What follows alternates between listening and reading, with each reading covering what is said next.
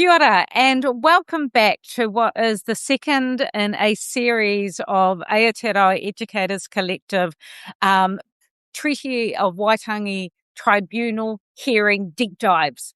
The other day we had a good catch up with Richard Manning, and this evening we are joined by Alicia Poroa, who is currently one of the DPs at Christchurch Rudolph Steiner School, but who has a long history in both the social studies and New Zealand Aotearoa history space, who was one of the people who gave evidence at the recent Waitangi Tribunal hearing. So a warm welcome to you, Alicia, and thank you for making the time to join us this evening. Thank you, Claire. It's lovely to be here. Thanks for inviting me. And before we dive into the actual guts of your what you spoke to at the at the Waitangi Tribunal hearing, just to give the listeners a little bit of a context, can you tell us about your background and the reason that you found yourself deciding to make a contribution in terms of evidence at the recent hearing? So, no Ngāti Te Ata, no Ngāti Te Pāku Hapu, no Waikato Tainui Ahau, ko Alicia Poroa tuku ingoa, no Tuakau Ahau. So I'm Māori, and I was compelled and excited by the Aotearoa New Zealand History's release, and the way that this curriculum document had the potential to cross the equity boundaries, and that we haven't seen in my time as being an educator, which I've been an educator for nearly about 30 years. So that's what has compelled me to be part of this. And I was fortunate enough to be involved with some work with the Aotearoa Social Studies Educators Network just prior to that release, which then linked me up to having connections in the release of the Aotearoa history. So it's one of those things when you are compelled to bring about equity for your people, then it's something that I just never say no to. So when this opportunity came up to put a statement forward, I jumped at it, and of course, you know, that happens at the weekends and times when you're trying to do all your marking and catching up on your actual work. But I just feel compelled by who I am and where I've come from. Yeah, how have you found the process? I mean, we've heard some kind of like mixed comments from people that aren't overly connected around what teeth does the tribunal have, and what could the different options be depending on how they rule. As somebody who has submitted, how have you kind of thought about how your contribution is going to lead to an outcome?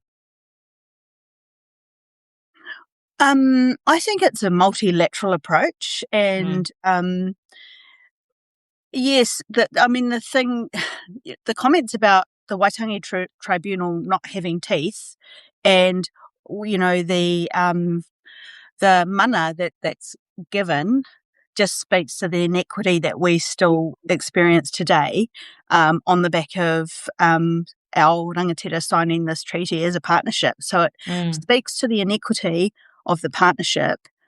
As for me, having whakapapa Māori, to be going to present evidence at a Waitangi Tribunal, in light of a dream that my ancestors have for our children, our tamariki Māori, to succeed, is a privilege and an honour in that light.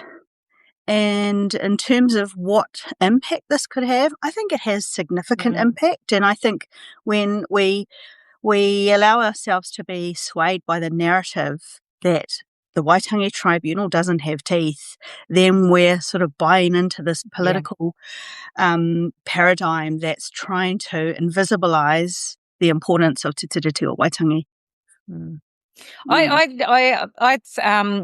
I was really struck by your submission. So, before we do these interviews, we try and make sure that we have a good read across the submission. And I think what I felt really saddened by, that it felt like a narrative that I've heard before, in terms of this experience that so many of our subject experts are going through at the moment.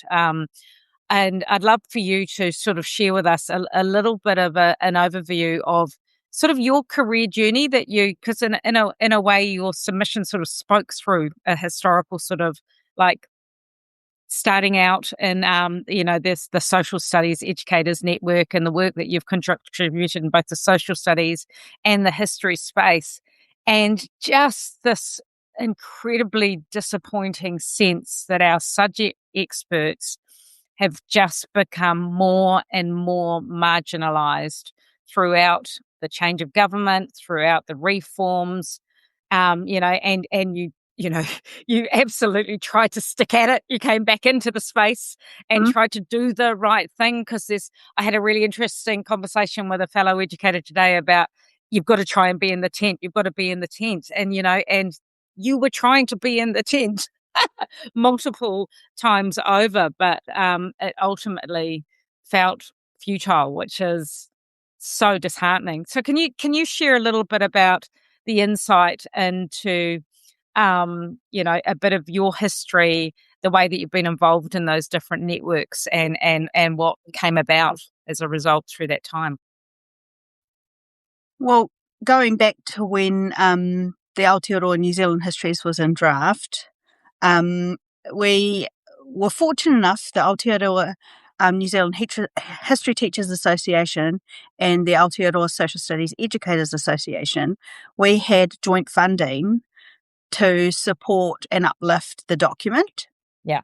And so it started way back then. I actually can't remember the date, but that's okay. Those people that have worked on it will know.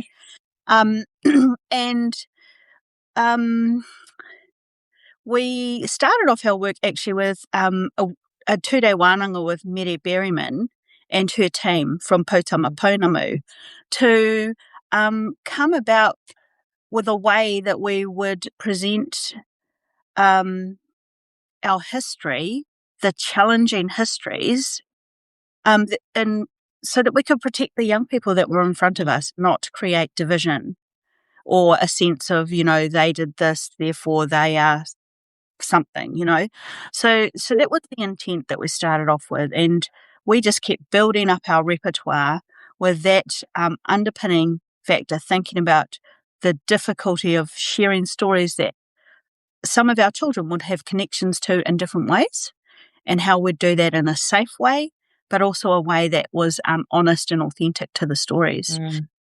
Which then led us to be really deliberate about finding authentic ways to make relationships with tangata whenua and those representatives of tangata whenua. And of course, that's quite a lot of groundwork. That's a lot of time. But we did it in several circumstances. And when we would go and deliver workshops in different locations, we tried to reach out to tangata whenua in those places and bring them in on that journey with us, and sort of bespoke the way that we would deliver in different locations, reflecting a Te Tiriti-centred approach and a culturally responsive approach. And that work still sits with us, which we are incredibly proud of. And then as things started to change, the Aotearoa histories became gazetted, and then it was sat inside the social studies or the social sciences document. So we carried on that work individually, not together as two expertise groups, and just continued to bring life into that document. And as we went along, it wasn't perfect. It was quite transformational in the way that it embedded the competencies into the practice, the understand, knows and do's, And when you wove the thread together with the tohu that went on the front of Understand No Do, which I've got on this little box here, it worked. And it worked as magic. And the key thing... And it was knowledge rich. So and it led you to so many pathways to explore, not only locally, nationally, but globally. Yeah. And whenever I was in the room with the new paradigm of the coalition and the representatives from the ministry, I would continually say that. Yeah. And it just fell on deaf ears. So, because I think it's nearly easy for us to forget just how far along this was. This was not a shell or a draft or a beginning of a process that was fumbling and falling over. This was fully formed resource developing, supporting these incredibly richly local subject expert led co-designed curricula. Absolutely. Yeah, Claire and I have reflected lots on the kind of positive feedback you'd get from teachers who were engaging with the curriculum. And I know one of the things I've always been aware of as a kind of ongoing discussion in developing curriculum is you're always aware of how is this going to be interpreted for teachers on the ground who aren't a part of this kind of rich conversation that we're having around the table. Mm-hmm. What was kind of your sense prior to the change of government around how embedded the curriculum was getting and kind of people's general attitude towards it? I would probably have to speak to the numbers that we would see as a subject expert group. I would say that we reached, indirectly or directly, what we did, we targeted kahuiako so that we had our leaders in the room. I would say that we reached about 360 teachers prior to that change, not to mention our membership, which I can't actually speak to the numbers because I can't remember, but I think we're 700 teachers. And when we were getting asked all the time, when are you coming to Taranaki to give us a workshop? When are you coming here? We want more. This isn't enough. So we were getting asked to do that. And of course, when you're a subject expert group, even though we had extra funding, it's definitely not enough to be able to get that reach. So then we made a strategic decision to start to focus on our digital platforms so that people could reach it in different ways, especially when we knew the change of government was coming and likely things were going to dwindle. Yeah, so like your timeline, 23 through to 23, you had NEX funding that you talked about in terms of supporting and developing in this. Then it comes through to change of government. Then we see in 2024, things start slowing down, curriculum was being pushed out, and then the contract was ending. So what happened for you at that time? I mean, you had been released full-time to work on the development with the supporting the introduction. What happened for you at that point? By 2024, I had returned back to full-time work. I think I left mid-2023 because it was clear that things were changing. It was only a part-time contract anyway, but I'm a steward of the Aotearoa Social Studies Educators Network, so still deeply involved. Yeah. What we decided to do was based on once we got the parameters of what we were measuring on, which changed, and it was about I think the impact we were having, the impact that our work was having, which I believe the similar things came to Therese and Bruce's work with Hui Kai Manawa. Yeah. The impact you were having on learners. So we decided to, we've done some work and it's not published yet, but we did some work around asking teachers what resources would be effective resources to help them do effective social studies teaching. And we did a pilot piece of research which is about to be published. And that way we could also use it for responding to this, how are we giving effect to the learners and teachers, but also get an idea of what kinds of resources teachers need in relation to the original document, not the current format of the curriculum. Yeah.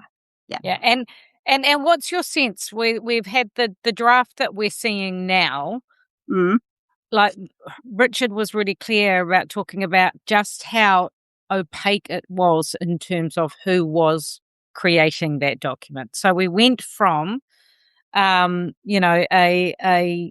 model that was clearly co-designed, resource supported by local expertise, everyone knew who was involved, to it all disappearing behind a bit of a veil. Mm-hmm. Was that your sense as well? Well, I'll take you back to when the English teachers made a stand. And Richard Manning put out a challenge on Facebook for other subject expert groups to follow. We had to have several meetings to decide what our next step was as a subject expert group. And we decided that we would sort of have a two-pronged approach, and we sort of collated what was happening and decided to put our names forward to support the rewrite. And at that time, we were getting a bit of backlash on that, but we knew our strategy. And so one of our team got to be on the rewrite, which they can't talk about, of course, because of non-disclosure agreements. Then the weaponisation of non-disclosure agreements, yes. I got to be on the curriculum focus group. Well, I got invited on there from the ministry, and I went and got a bit of advice from different people, iwi leaders as well, because I wasn't sure how safe it would feel for me as a Māori and my expertise are in mātauranga Māori. But nevertheless, I was supported, and I decided to put my name forward. I didn't sign any non-disclosure agreement. That absolutely was a weapon. And I went to the first meeting, and in the first meeting, we got asked what we wanted to see in there, and I said quite clearly, I want to see the centralisation of Te Tiriti or Waitangi and mātauranga Māori being uplifted in our social sciences document. Oh yes, we'll do that. The next meeting, we got given readings, one on knowledge rich, and there was a heading, mātauranga Māori, with a subheading, to be considered. Nothing underneath it. And for me, that was my out. That was it. I was like, I'm not going to be any part of this. When you're wanting us to make decisions on a document that's based on this knowledge-rich research, which doesn't even include mātauranga Māori. So for me, that was it. And I just out. Yeah. And then we started to then produce our statements to the community about how we felt. Because the writers who were in that group, once that draft was released, it wasn't anything like what they had contributed to. What was your kind of sense of the ministry in this process? Because one of the things that stood out for me watching the various different back and forth of the tribunal was that kind of tension between, are they just following orders from the government, or are the people involved implicated with the kind of deliberate removal of this? Did you get a sense that they were coming to these questions around how to centre Te Tiriti or Waitangi in a knowledge-rich curriculum genuinely, or were they just kind of delaying tactics because they knew it was never going to be in the end product? I I always take a human-centered approach to working with other humans and see them as people. Mm. And because, essentially we all are, right, working in a system In a that complex system, yeah. complex system that wants to be a linear system. And, people have to do what they have to do. And I did get a sense that these people were good people having to do a job that they were mandated to do, and possibly knowing that, it's not likely to go in the direction you're wanting, but having to mask up to do it. But I think I always give people the benefit of the doubt that we're all human and we're trying to do the best. And I didn't get any sense of that. No, I got the sense that people have to mask up and do what they're told to do in order to maintain their jobs, basically. Yeah, and I mean, we're really well aware of kind of senior people in the ministry involved in curriculum that are deeply uncomfortable with the direction that things are going, and it's that tension around people that believe they're kind of best placed to be able to lead change from within, and there's other people that get to the point where they're just going, actually, no, this is kind of crossed too far, and I think as I've kind of seen more of this stuff play out, I've kind of had an appreciation for kind of both sides, that actually it's quite a kind of individualized view around your beliefs around where you can kind of enact change from. Yeah, that's absolutely right. And I sort of take, I think about different Māori politicians who have been in spaces like this, which are deeply uncomfortable, and having to represent things that are a real misalignment to their values. And so, historically, I did a lot of reading about different people's stories and their positioning in those places. And you do have to take your own position and be really sorry. My phone just fell down. And be okay to pivot. Yeah. Where those tools of being a 21st century thinker and a dynamic person come in so handy right now, to foresee all possible futures, backcast from those futures and see what lies within. And because I'm also a futurist, so that's my background. I love that space, and it's very handy in these times to use those tools and see different opportunity and not be stuck. Yeah. Sorry, just one more from me, and then I'll pass over to you, Claire. What was your sense around the kind of release of kind of Ero's report into how the implementation of Aotearoa histories was going? And that's quite an open-ended question. I mean, I've got my own thoughts, but yeah, what was your take? Oh, it was very immature. For the timing was, it was only just at the beginning where teachers had been using it. I think that it was quite leading and biased in its opinions about the Aotearoa histories, and I think that it picked up on a particular narrative that was becoming the populist politics in that moment. Sometimes we would lead workshops and we would have some of our educators asking similar stories about, well, where's my Johnny's history in this Aotearoa histories? Or, we did come across those opinions, but we were working with them and, developing an understanding of the why we're not necessarily emphasizing those histories in our workshops. But within the document, they were there. Yeah. They're there. You could just contextualize it in different ways. And then when you explore perspectives, well, you're just looking at the different perspectives, the different effects that a particular context or an action has. So, yeah, I think it was premature and it was very leading in my opinion. Yeah, it's so interesting. It feels like 2023 was a watershed year in terms of the Aotearoa New Zealand History's curriculum and Te Mataiaho. And you talk in your submission about the disappearance and sidelining of Dr. Wayne Nata's work. Mm-hmm.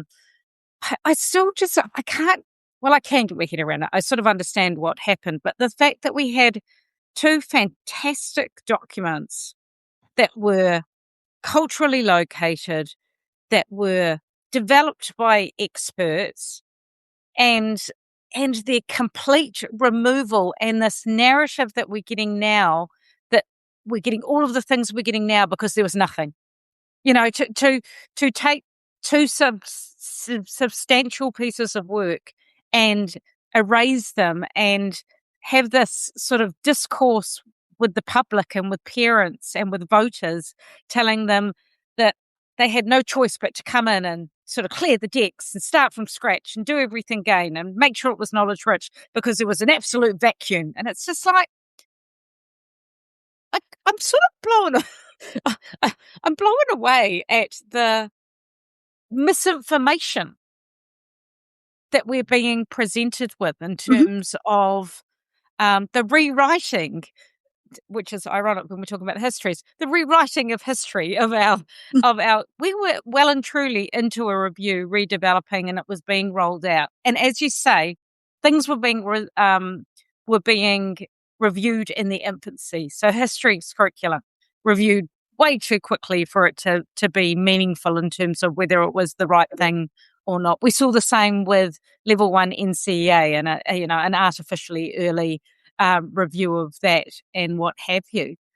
I mean, as a futurist, Mm-hmm. what do you see happening now? Like, what's our way forward? Like, I keep thinking about going, how do we find our way out the other side of this? And because I'm deeply nervous, particularly as a secondary school leader and a senior secondary school leader,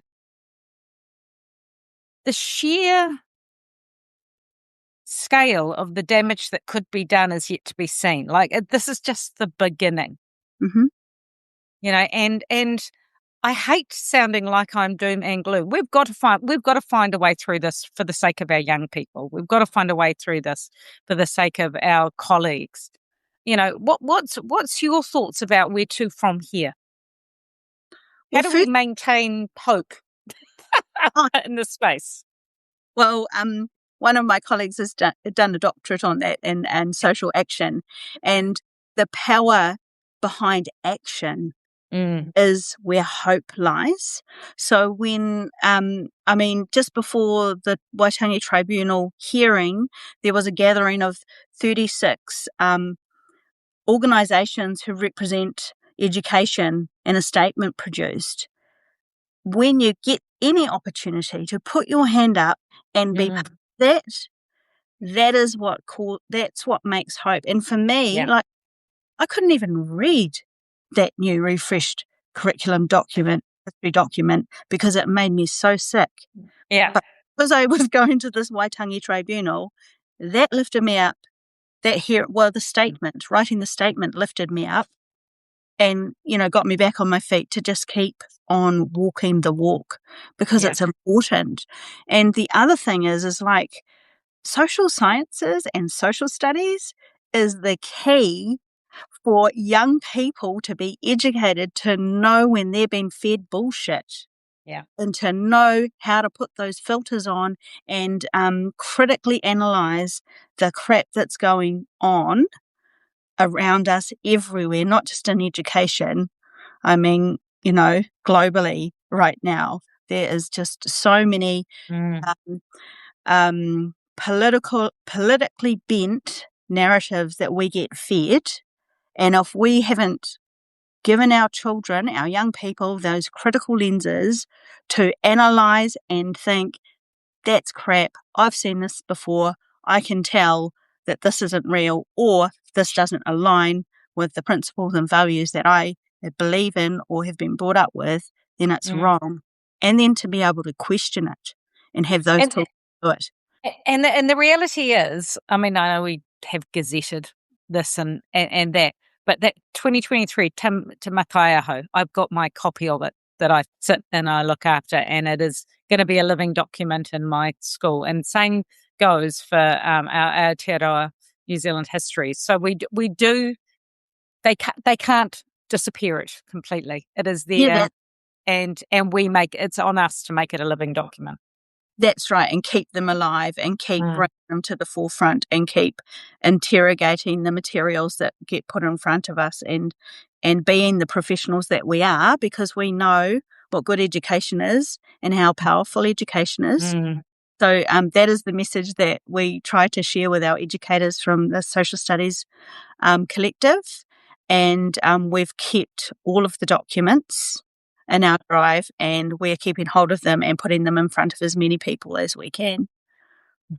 Yeah, and I think that's quite a cool way to kind of pull some of these things to pull this conversation to a close, because that concept around constantly turning up for each other. I mean, Claire and I often reflect when we do these things, who on earth is actually listening? But I mean, there's an audience of educators out there that are kind of deeply interested in being connected to a community because they're looking at all of the changes going on, and they know that there's a kind of values misalignment with what their kids need and what's coming through. And so I really like that idea around no matter how kind of lonely you feel in your class, turning up and taking advantage of opportunities to come together with people to talk about this stuff, I think is one of the things that's going to get us through this period of time. Yeah. Can I just add one more thing?